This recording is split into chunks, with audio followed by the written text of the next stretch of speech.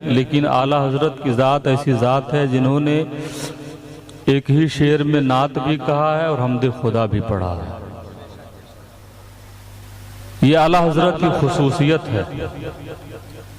سرکار فرماتے ہیں وہی رب ہے جس نے تجھ کو ہمہ تن کرم بنایا اور ہمیں بھیک مانگنے کو تیرا آستاں بتایا، تجھے حمد ہے خدایا، تجھے حمد ہے خدایا۔ کچھ لوگ ہوتے ہیں اس دور میں جنہیں نعت مصطفیٰ صلی اللہ علیہ وسلم سے کچھ گھٹن سی ہوتی ہے۔ کچھ لوگوں سے میرا بھی سابقہ پڑھا ہے، تو میں نے انہیں اچھی طرح سمجھانے کی کوشش کیا ہے۔ گستاخوں کا جملہ یہ ہوتا ہے سنی لوگ اسٹیج پر کھڑے ہو گئے تو پتہ نہیں گاتے ہیں کیا کرتے ہیں، یعنی گانا گانے سے معاذ اللہ نعت رسول کو تشبیہ دیتے ہیں۔ شاید انہیں معلوم نہیں کہ نعت خوانی عبادت کی معراج ہے، اور یہ آج کے شعراء صرف نئی نعت خوانی کر رہے ہیں۔ میں بتاؤں نعت پڑھنا اور نعت لکھنا یہ صحابی رسول حضرت حسان کی سنت ہے، اور نعت سننا بیٹھ کر کے یہ میرے آقا کی سنت ہے۔ یہ آج کوئی نیا عبادت کا طریقہ ہم نے رائج نہیں کیا ہے۔ علامہ اشفاق صاحب بیٹھے ہوئے ہیں، آپ ان سے انشاءاللہ تفصیلی گفتگو سماعت کریں گے۔ بس میں مختصر وقت میں تھوڑی سی باتیں آپ حضرات کے گوش گزار کروں کہ نعت ہے کیا اور نعت یہ کب سے رائج ہے۔ ایک مرتبہ صحابی رسول بڑے مشہور بڑے مقبول بارگاہ مصطفیٰ کے بڑے مقبول شاعر ہیں اور بڑے محبوب شاعر ہیں، جن کی زبان عربی تھی، صحابی رسول ہیں۔ آقا کریم صلی اللہ علیہ وسلم کی بارگاہ میں حاضر آئے اور انہوں نے کہا یا رسول اللہ میں نے نعت کے کچھ اشعار لکھے ہیں، آپ کی تعریف میں کچھ اشعار میں نے لکھے ہیں، اگر آپ اجازت دیں تو سنا دوں۔ اگر بدعت ہوتی، گانا ہوتا یا اور کچھ ہوتا میرے آقا منع فرما دیتے۔ میرے آقا نے فرمایا حسان ابن ثابت رکو۔ اتنا کہنے کے بعد میرے آقا نے ممبر سجایا۔ ممبر سجانے کے بعد حضرت حسان کو آپ نے ممبر پہ بٹھایا اور فرمایا اب ادب کے ساتھ پڑھو، تم کسی دنیا دار کی نعت نہیں احمد مختار کی نعت پڑھنے جا رہے ہو۔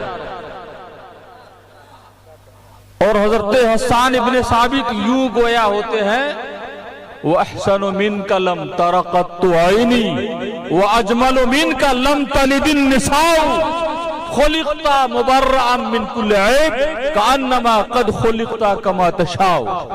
یہ عربی کے اشعار ہیں، نعت کے اشعار ہیں۔ آپ نہیں سمجھے ہوں گے اگر تو میں سمجھانے کی کوشش کروں۔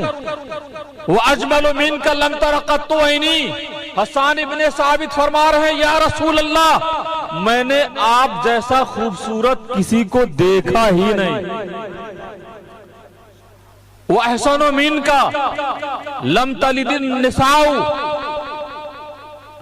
اور آپ جیسا حسن و جمال والا کسی ماں نے پیدا ہی نہیں کیا۔ خُلِقْتَ مُبَرَّأً مِنْ كُلِّ عَيْبٍ، یا رسول اللہ آپ کو تمام عیبوں سے پاک ایسے پیدا کیا گیا۔ خُلِقْتَ مُبَرَّأً مِنْ كُلِّ عَيْبٍ كَأَنَّمَا قَدْ خُلِقْتَ كَمَا تَشَاءُ، گویا کہ جیسا آپ چاہتے تھے آپ کو ویسا ہی پیدا کیا گیا۔ آج تک رب نے کسی انسان کی یا کسی جانور کی 18,000 مخلوقات کم و بیش اللہ نے پیدا کیا، لیکن کسی کی منشا پوچھ کے نہیں، کسی کی مرضی کے مطابق نہیں۔ اللہ نے پیدا فرمایا کہ یہ فرمایا لَقَدْ خَلَقْنَا الْإِنسَانَ فِي أَحْسَنِ تَقْوِيمٍ، یعنی اگر ہم سے اور آپ سے اللہ رب العزت پوچھا ہوتا کہ اے بندے تجھے پیدا کرنے جا رہا ہو، بتا تجھے کیسا بناؤں، تو کیا میں چاہتا کہ مجھے کالا پیدا کرے؟ میں چاہتا مجھے لولا پیدا کرے؟ میں چاہتا مجھے لنگڑا بنا دے؟ نہیں، میں کہتا مولا تیری ہی دستے قدرت میں سب کچھ ہے، تو ہمیں بڑا حسین و جمیل بنا دے۔ لیکن نہیں، رب نے کسی کی منشا کے مطابق اس کی تخلیق نہیں فرمائی، لیکن میرے نبی کی تخلیق فرمائی، گویا کہ ایسے تخلیق فرمائی جیسا میرے نبی چاہتے تھے۔ تو حسان ابن ثابت کہہ رہے ہیں خلقت مبرئا من کل عیب کانما قد خلقت کما تشاء۔ حسان ابن ثابت رضی اللہ تعالی عنہ نے اپنے شعر میں ایک دعویٰ پیش کر دیا ہے۔ کیا دعویٰ پیش کیا ہے؟ کہ آپ جیسا حسن و جمال والا کسی ماں نے پیدا ہی نہیں کیا ہے۔ اب کوئی انسان جسے نعت رسول سے تکلیف ہوتی ہو، یا کوئی ایسا انسان جس کے دل میں نبی کے لیے بغض بھرا ہو، وہ مجمع سے کھڑا ہو کر کے یہ کہے مولانا حسان ابن ثابت نے ایک شعر میں غلط دعویٰ کیا ہے، میں کہوں کیا غلط دعویٰ کیا ہے؟ انسان کہے گا حسان ابن ثابت نے یہ کیسے دعویٰ کر دیا ہے کہ سرکار کی طرح، محمد کی طرح کسی ماں نے پیدا ہی نہیں کیا ہے۔ ارے حسان ابن ثابت تو عرب کے رہنے والے تھے، اس دور میں وسائل کی کمی تھی، یعنی نہ فلائٹ تھی نہ موٹر گاڑی تھی۔ حسان ابن ثابت کہاں گئے ہوں گے؟ ارے عرب میں گھومے ہوں گے، گلف کنٹریز میں گھومے ہوں گے، مدینہ میں دیکھے ہوں گے، مزدلفہ میں دیکھے ہوں گے، اور جو ہے مکہ میں دیکھے ہوں گے، اور جو ہے عرفات میں دیکھے ہوں گے، طائف میں دیکھے ہوں گے، یعنی جہاں جہاں سفر و حضر میں رہے ہوں گے وہاں صرف دیکھے ہوں گے نا۔ تو پوری دنیا میں کوئی کسی ماں نے جنا ہی نہیں، کسی ماں نے پیدا ہی نہیں کیا ہے، یہ دعویٰ کیسے کر دیا؟ ہم ان کی بات کو نہیں مانتے۔ کوئی کہنے والا کہہ سکتا ہے ہم ان کے دعوے کو سرے نو خارج کر رہے ہیں۔ کیوں؟ وہ دعویٰ کرے جو پوری دنیا دیکھ کر کے آیا ہو، پھر دعویٰ کرے کہ نبی جیسا کسی ماں نے پیدا نہیں کیا ہے تو ہم مان لیں گے۔ میں نے کہا مان لے گا نا؟ کہا ہاں بے شک مان لیں گے۔ میں نے دروازہ کھٹکھٹایا، حضرت مکین سدرہ کا، طاہر سدرہ کا، میں نے کہا اے بلبل سدرہ، یہ انسان کہہ رہا ہے حسان ابن ثابت کا دعویٰ غلط ہے، اور دعویٰ اس بنا پر غلط کہہ رہا ہے کہ حسان ابن ثابت پوری دنیا گھومے نہیں، پھر دعویٰ کیسے کر دیا کہ آپ جیسا حسن و جمال والا کسی ماں نے پیدا ہی نہیں کیا ہے؟ اور اس کا کہنا یہ ہے وہ دعویٰ کرے جو پوری دنیا گھوما ہو تو ہم مان لیں گے۔ میں نے کہا جبریل امین آپ کے بارگاہ میں میں دست بستہ عریضہ کر رہا ہوں، آپ تو پوری دنیا گھومے ہیں، سدرۃ المنتہا تک نبی کے ساتھ رہے ہیں، وہی الہی لے کر بارگاہ مصطفیٰ میں آتے تھے، سفر میں نبی ہوتے وہاں وہی نازل ہوتی، حضر میں نبی ہوتے وہاں وہی نازل ہوتی، مکہ میں نبی ہوتے وہی نازل ہوتی، مینا میں نبی ہوتے وہی لے کر آپ وہی ادھر جاتے تھے، مزدلفہ میں، مینا میں، تمام عرب میں جہاں جہاں میرے نبی رہتے تھے آپ وہاں پہنچ کر کے پیغام خدا لے کر کے آتے تھے، اور آپ نے پوری دنیا کا سیر کیا ہے۔ کیوں؟ آپ تو فرشتے ہیں، آپ ہوا کی طرح پوری دنیا میں سیر کر سکتے ہیں، اور آپ نے کیا ہے۔ اے جبریل امین آپ بتائیں پوری دنیا سیر کرنے کے بعد آپ نے کیا فیصلہ کیا ہے؟ کیا آپ کی نظروں میں نبی جیسا کوئی نظر آیا ہے، یا آپ نے نبی جیسا کسی کو دیکھا ہے؟ خدا کی قسم جبریل امین نے یہ جواب دیا، اے نادان سن، تو نبی کے سراپا کی بات کر رہا ہے، نبی کے تلوے کی بات، نبی کے جلوہ کی بات کر رہا ہے۔ پوری دنیا میں نے گھوما ہے اور ہر فرد بشر کا معائنہ کیا ہے، ہر گلی اور چپے پر میری نظریں گئی ہے۔ نبی کے جلووں کی بات چھوڑ، میں نے نبی کے تلوے جیسا کسی کو نہیں دیکھا ہے، نبی جیسا کوئی نہیں ہے دنیا میں۔ اسی کی ترجمانی کرتے ہوئے بریلی کے تاجدار پکار اٹھے، یہی بولے سدرہ والے، چمنے جہاں کے تھالے سبھی میں نے چھان ڈالے، تیرے پائے کا نہ پایا، تجھے یک نہ یک بنایا، تجھے حمد ہے۔ یہ ہے شان میرے آقا کی۔ تو میں نے کہا नात खानी अकीदत और मोहब्बत से करना, ये इबादत की रूह है, इबादत की मेराज है। हजरात मोहतरम, इसलिए मोहब्बतों के साथ समात करना चाहिए। अगर कोई लायानी या अफवात बक रहा है उसकी बातों में नहीं आना चाहिए। दरूद पाक पढ़े फिर असले मौजू की तरफ आऊं। अल्लाहुम्मा सल्ली अला सैयदना व शफीना हबीबना व तबीबना मौलाना मुहम्मद मादिन जूद वल करम व अलैहि बारिक व सल्लिम सलातु व सलामन अलैका सय्यदी या रसूलुल्लाह सल्लल्लाहु अलैहि वसल्लम। हजरात मोहतरम, मैंने कलाम मुक़द्दस से बड़ी मशहूर मारूफ आयत करीमा की तिलावत से अपने आप को मुशर्रफ किया। रब्बे ज़ुल जलाल इरशाद फरमाता है, हुन्ना लिबासुल लकुम व अंतुम लिबासुल लहुन्ना। सीधा सादा तर्जमा, अल्लाह ने फरमाया हुन्ना लिबासुल लकुम, वो तुम्हारे लिए लिबास है। कौन? औरतों को फरमाया कि औरतें तुम्हारे लिए लिबास हैं। और औरतों से फरमाया, औरतों को मुखातब करके फरमाया व अंतुम लिबासुल लहुन्ना, मर्दों से फरमाया तुम औरतों के लिए लिबास हो। बज़ाहिर छोटी सी आयत करीमा और छोटा सा तर्जमा, और रब्बे ज़ुल जलाल ने इशारे किनाये से बताया। रब की मुराद क्या है हम नहीं जानते, लेकिन अपनी कम इल्मी के बिना पर इस आयत करीमा से जो मैंने समझा वो मुराद आपके सामने पेश कर रहा हूं। अल्लाह रब्बुल इज्जत ने फरमाया हुन्ना लिबासुल लकुम, ऐ मर्दो औरतें तुम्हारे लिए लिबास हैं।